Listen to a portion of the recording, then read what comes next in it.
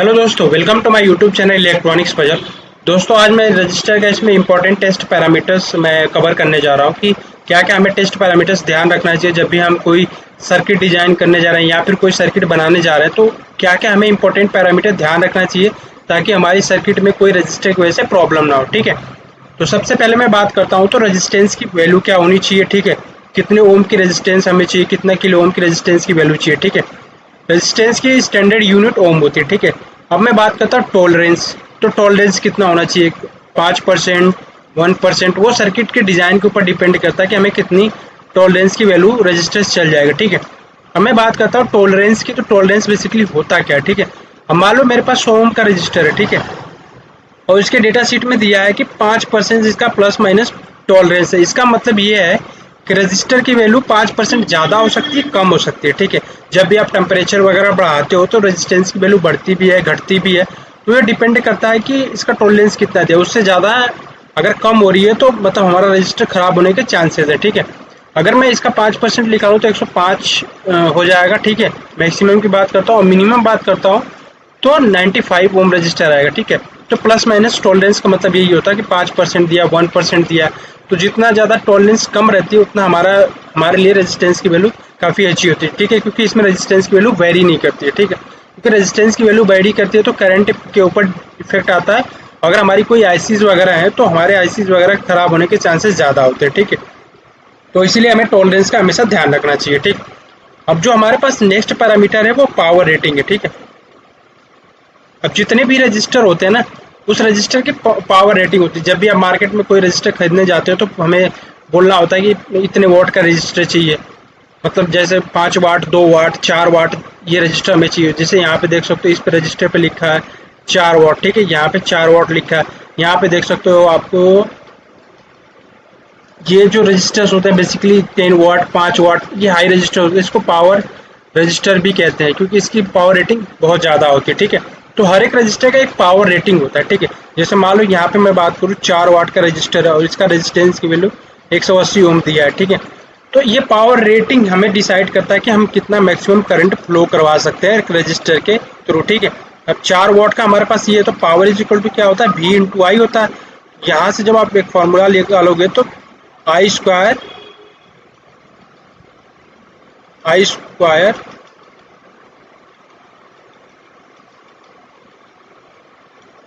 ये यहाँ पे V की वैल्यू आई आर रख दोगे तो आई स्क्वायर आर आ जाएगा। P equal to I square R होता है। तो यहाँ से हम जो करंट रेटिंग निकालते हैं P बाई आर, इसका रूट ले लेते हैं। ठीक है, तो बेसिकली क्या होता है P बाई आर। तो ऐसे हम इसकी करंट रेटिंग निकालते हैं। अब ये जो करंट आएगा ना, इससे ज़्यादा आप करंट नहीं फ्लो करवा सकते इस रजिस्टर के थ्रू। ठीक है, अगर ज़्यादा फ्लो करवाओगे तो रजिस्टर के बर्न होने के चांसेस बहुत ज़्यादा रहेंगे। ठीक, तो ये चीज़ आपको ध्यान रखना है जब भी आप पावर रेटिंग की बात करते हैं। तो पावर रेटिंग बहुत इंपॉर्टेंट फैक्टर होता है रजिस्टर के केस में। ठीक है, तो ये चीज़ ध्यान रखना है कि करंट की वैल्यू कैसे हम कैलकुलेट करते हैं। तो आपको मैंने बता दिया कि करंट की वैल्यू जो आएगी वो basically P by R root करके आएगी। तो यहाँ से आप करंट निकालोगे कितना मैक्सिमम करंट आप फ्लो करवा सकते हो। ठीक है, ये हो गया बेसिक सा फॉर्मूला। ये चीज़ आपको याद रखनी है, करंट कितना होना चाहिए। ठीक, अब चौथा जो हमारे पास इंपॉर्टेंट फैक्टर आता है ना, वो टेम्परेचर रेंज आता है कि हमारा जो रजिस्टर है वो कितने टेम्परेचर रेंज में अच्छा बिहेव करेगा। ठीक है, ये -50 डिग्री से लेके 125 डिग्री सेल्सियस तक ऑपरेटिंग टेम्परेचर या किसी में 150 डिग्री सेल्सियस तक रहेगा।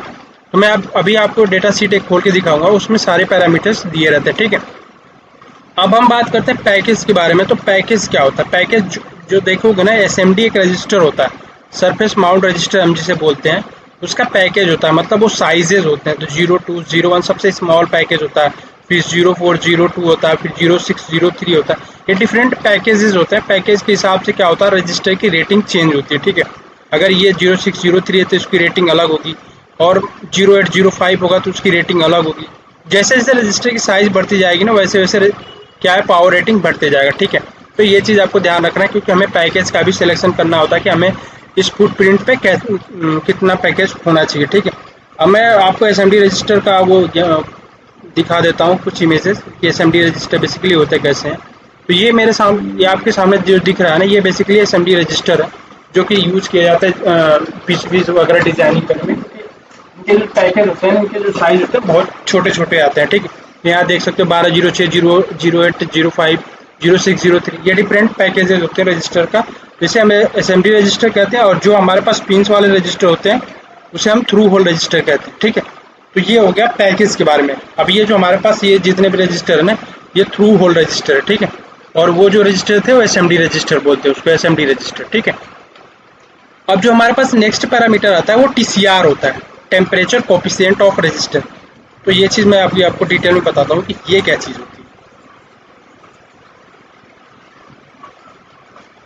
ठीक है, अगर मान लो मेरे पास कोई रजिस्टर है, ठीक है, उसका 100 ओम वैल्यू दिया है, ये 100 ओम रजिस्टर की वैल्यू है। ठीक है, और इसका टीसीआर वैल्यू जो हमेशा दिया रहता है वो दिया रहता है पीपीएम में, पार्ट्स पर बिलियन में। ठीक है, तो टीसीआर कितना दिया, मान लो 50 पीपीएम दिया है किसी रजिस्टर का। हमें टीसीआर की वैल्यू बहुत कम लेनी पड़ती है। जब भी हम डिजाइनिंग करते हैं तो हम टीसीआर की वैल्यू को बहुत ज़्यादा ध्यान देखते हैं कि इसका जो रेजिस्टेंस की वैल्यू है वो ज़्यादा चेंज ना हो टेम्परेचर चेंज करने पर। ठीक है, अब बेसिकली टीसीआर क्या होता है कि टीसीआर कितना रेजिस्टेंस की वैल्यू चेंज होती है जब हम 1 डिग्री सेल्सियस टेम्परेचर इंक्रीज करते हैं, डिक्रीज करते हैं रूम टेम्परेचर के ऊपर। ठीक है, अब मान लो मेरा रूम टेम्परेचर पे रेजिस्टेंस की वैल्यू 100 ओम है। ठीक है, अब मैंने क्या किया कि टेम्परेचर बढ़ाना स्टार्ट किया। अब 1 डिग्री सेल्सियस टेम्परेचर बढ़ाया तो हमारा रेजिस्टेंस की वैल्यू कितना चेंज होगा, तो यही बेसिकली पीपीएम से हम डिसाइड करते हैं। ठीक है, अगर हम टेम्परेचर बढ़ाओगे ना, टेम्परेचर जब भी बढ़ाओगे तो रेजिस्टेंस की वैल्यू कम होगी, और टेम्परेचर घटाओगे तो रेजिस्टेंस की वैल्यू ज़्यादा होगी। हम रजिस्टर की बात कर रहे हैं। ठीक है, ये चीज़ आप ध्यान रखना, हम रजिस्टर के केस में बात कर रहे हैं। ठीक है, तो यहाँ पे क्या होगा कि जैसे मान लो कि अब मैं आपको एक एग्जांपल लिया था, आपको एग्जांपल समझाता हूँ।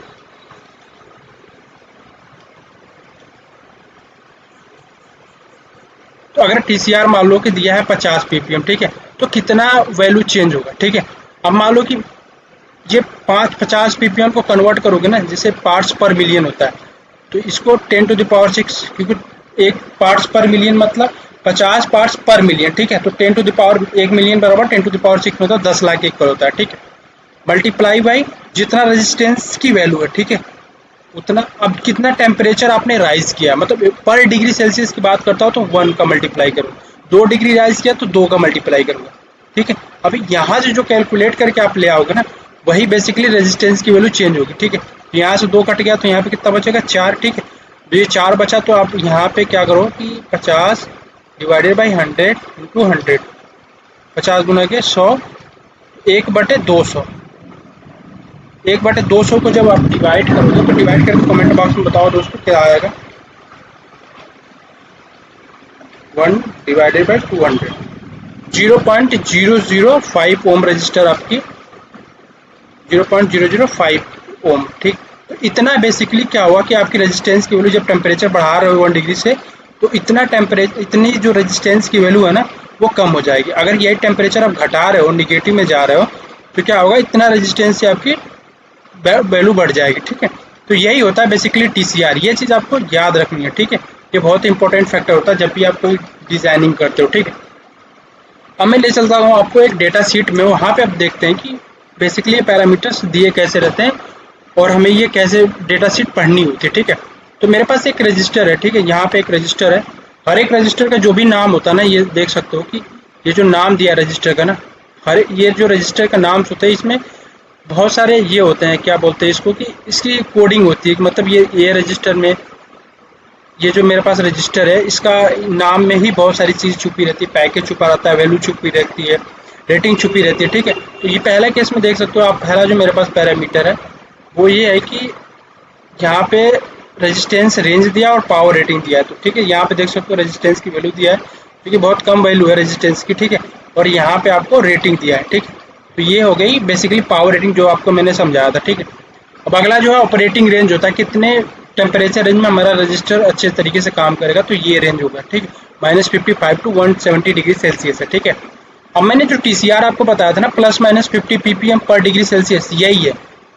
जो भी रेजिस्टेंस की वैल्यू है उसमें पीपीएम का टीसीआर का वैल्यू क्या होता है, ये बहुत ज़्यादा इंपॉर्टेंट फैक्टर होता है। यहाँ देख सकते हो रेंज दिया 20 डिग्री सेल्सियस टू 20 से 60 डिग्री सेल्सियस में। ठीक है, तो पीपीएम का मतलब समझ गया है।